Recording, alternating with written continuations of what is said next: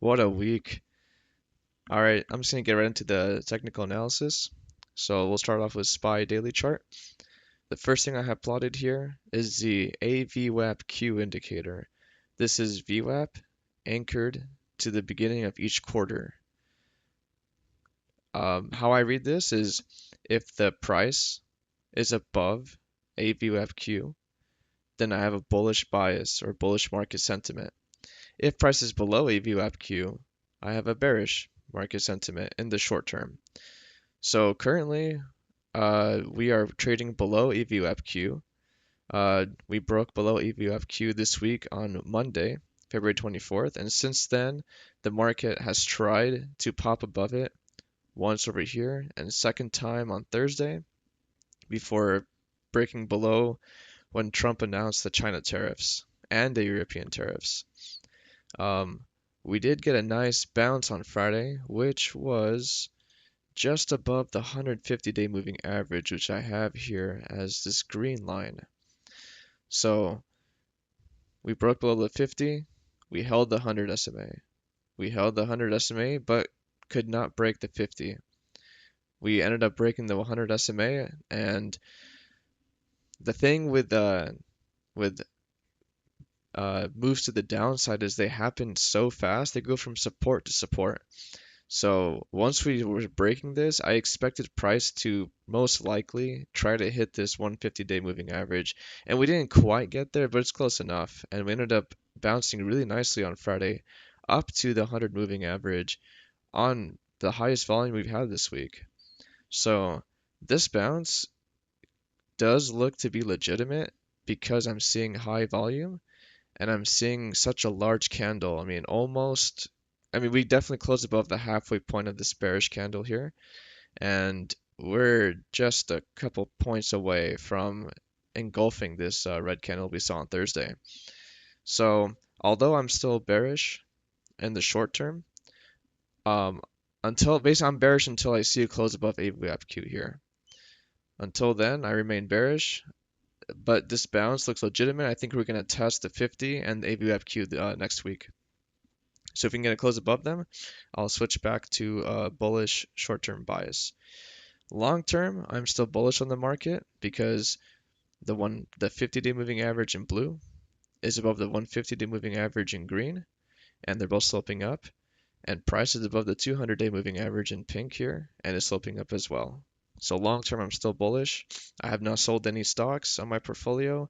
In fact, I've been adding on these dips. I did want to show one more thing. I use an indicator called standard pivot points, and I noticed that we the 150-day moving average kind of corresponds with this level S1 pivot level right here. This is located at 581, and we just I'm going to count this as touching it. It's so close. So looks like the 150-day and this 581 level could be very strong support levels.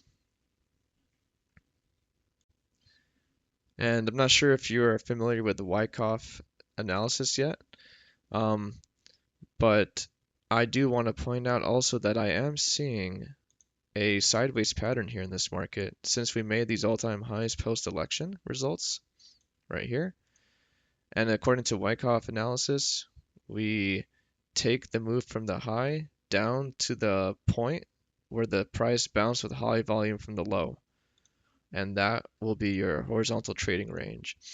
As you can see, we dipped below it here briefly in January and recovered really nicely top to the top of this range. We broke above slightly for new all-time highs, closed below, and we're bouncing again around this 580, 581 level over here. So this level seems to be very key. There's a lot of confluence in different technical indicators, and we should keep a really close eye on this level here. If price breaks below, that would not, I would start I'll start being concerned with more selling and more downside coming in the longer term. But until then, don't have to worry about it. But keep an eye on this 580, 581 level. Now for some fundamentals. So this week we didn't have too many economic reports, but we did have GDP growth rate on Thursday, which came in at 2.3%, which was actually what was forecasted. So in terms of GDP growth rate, our economy looks to be in decent shape. On Friday, we had the core PCE price index month over month, and this also came in as forecasted at 0.3%, which basically these two things, these two reports coming in at forecasted, is saying that although there's uncertainty in the market, the main indicators that we're looking at, which is economic strength, labor market strength, and inflation cooling down, seems to be still acting in line with what analysts are predicting. As long as that stays the same, the market might be uncertain, but it's not going to be too fearful where they want to de-risk aggressively. Next week, we have a couple more reports. The biggest one is going to be, in my opinion, the biggest one is going to be next Friday because we're going to have non-farm payrolls, unemployment rate, and Powell's speech. So as of now, the unemployment rate is forecasted to stay at around 4%, and the non-farm payrolls are supposed to decrease from 143,000 to 133,000 jobs. So I'm watching these on next Friday. If they come in as forecasted, I think that would be a good sign. We also have ISM manufacturing and ISM services both forecasted to come in above 50. And a reading above 50 on these ISM reports signals an expansion in the industry. So if they do report as forecasted and we show an expansion in manufacturing and services reports, then again that would be another strong indication for a good economy, which would halt any or which would reduce the chances of any sort of economic recession or big market sell-off. I like to check the fear and greed index found on the CNN website, and we are still in extreme fear. And I always say the best times to invest into your portfolio or buy shares of good companies when they're undervalued or fairly valued is during extreme fear moments. So I added to my portfolio this week. Um, if you haven't done so, in my opinion, I don't think you can go wrong deploying some of your cash reserves into some good undervalued stocks, which I'll go over in my video. So the next FOMC interest rate decision meeting is going to be on March 19th, and as of right now, there's a 93% chance of the Federal Reserve keeping interest rates steady at 425 to 450. So as of now, no rate cuts or rate hikes are projected for this month's meeting.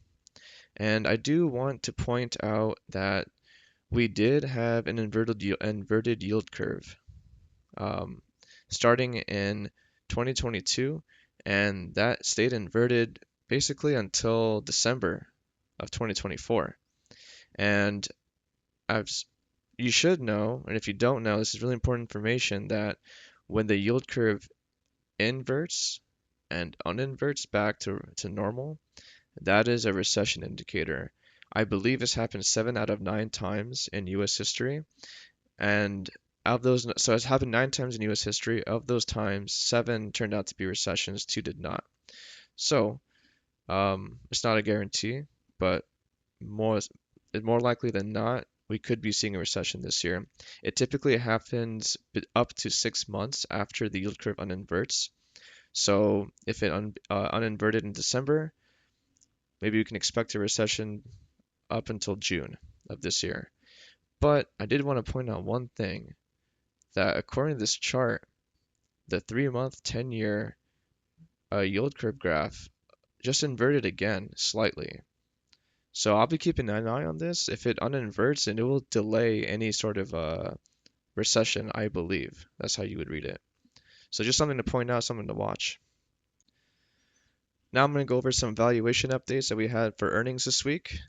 Um, so if you don't know, I run a Discord server called Market Victor. There is an invite to this in the description of this video. It's completely free. I'm going to keep it free and indefinitely because my goal is to help investors and traders become profitable and build a good long-term portfolio and grow their wealth. So I am thinking, of course, about monetizing in the future, but this is a fairly new community and I want to grow it. So I just want to help as many people as I can. So in this Discord servers, I have a resource called Valuation Database where I track more about 30 to 40 of companies that I believe are great companies. These are companies that are within the top 20 typically of the S&P 500. They're part of the Dow Jones Index. They have good fundamentals. And yeah, feel free to join and get access to them. But I'm just going to cover the stocks that had an update this week. I'll go ahead and start with Salesforce, ticker CRM. And I have updated their fair value to $263 per share, and their fundamentals rating went up from 2 out of 3 to 3 out of 3, now that the cash to debt ratio is 1. Um, it's ranked number 25 in the S&P 500. It remains a bullish with a long-term bullish technical outlook, and as of now, it is overvalued. Next, a big one that I know a lot of people are curious about, NVDA. NVIDIA's fair value has decreased slightly from $150 per share to $147 per share. Their fundamentals stays at 3 out of 3 with an incredible 6.24 cash to debt ratio.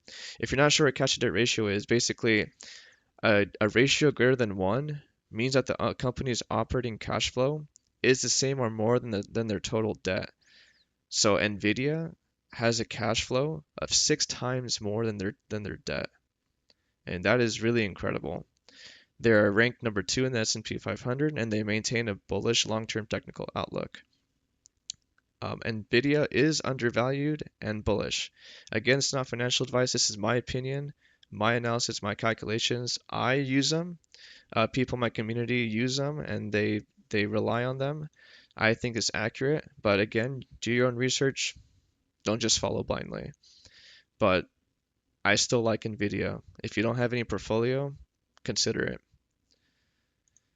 We also had earnings from Intuit, ticker Intu, and they have a fair valuation now of $570 per share. Their fundamentals stayed up 2 out of 3. They are neutral, and they are ranked number 47 in the S&P 500. And they are considered being fairly valued currently. We also have Home Depot.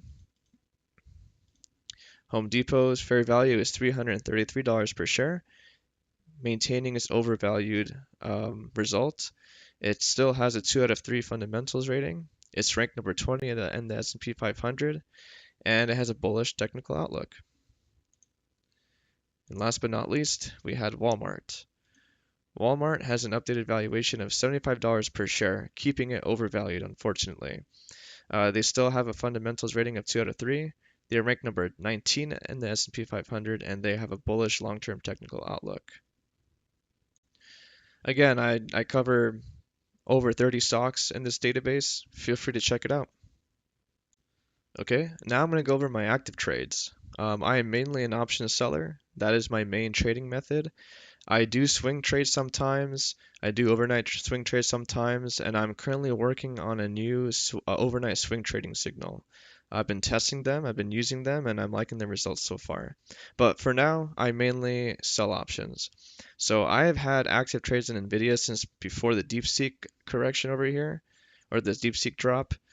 So I've been able to roll these down over the past month to a better strikes for a better average. And unfortunately, I was really hoping that NVIDIA would have performed better after their earnings results. I mean, they had a great earnings, of course, but unfortunately, they had this, massive, massive red candle sell off that went even below the 200-day moving average. So I did have 2 puts at 135, and I rolled them down to 132 with an expiration at end of March. And I also had 2 puts at 128, which I rolled down to 120 for end of March as well. I rolled these for a net credit, so these aren't considered losing trades yet. I haven't been assigned, I haven't closed them, I haven't lost any money. I still have the credit I received from them. I also have an active put in Tesla. I had a put at 275, which I did roll down to 255 with an expiration for next week. And I got that for a credit for only a 1 week roll, and I took it because this market has been showing signs of bearishness. I'm bearish on it because of the price below AVWAP so I wanted to play more defensively. And finally, I have two puts on Google, which I had at 175, and unfortunately, Google, I mean, broke below the 200-day moving average pretty aggressively this week. So I did end up rolling my puts down to 170 with an expiration of end of March as well. I'm sharing my active trades with you because I want you to see the reason why I sell options as my main trading method. I believe they're very flexible to manage, and your risk is ultimately being assigned the shares of the company that you're trading. So when I'm rolling my strikes down, I'm not thinking in my head, oh, I'm trying to get out of this trade.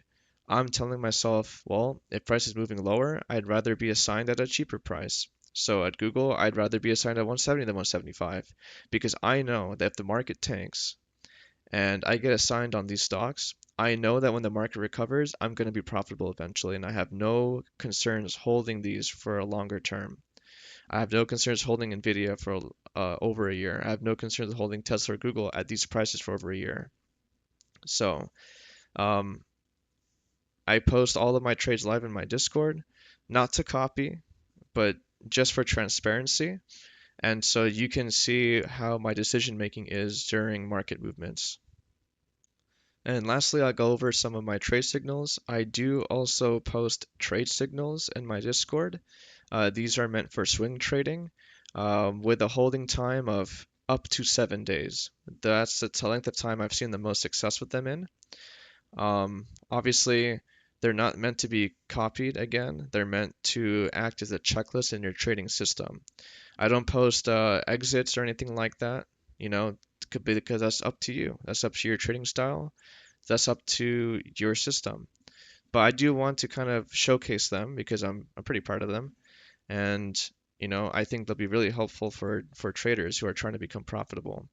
So this week I had a sell signal for SPY on Monday, and as you can see, that played out very well. If you the next day you would have made some profit, day after profit, and in my opinion, in my system, I would have closed on Thursday. That's such a nice drop. You would have made a lot of money. I also had a sell signal on triple Qs, same thing on Monday. So, oops. As you can see, same movement as SPY, almost 4% gain if you held the short until Thursday. We had a sell signal on PAN-W, Palo Alto Networks.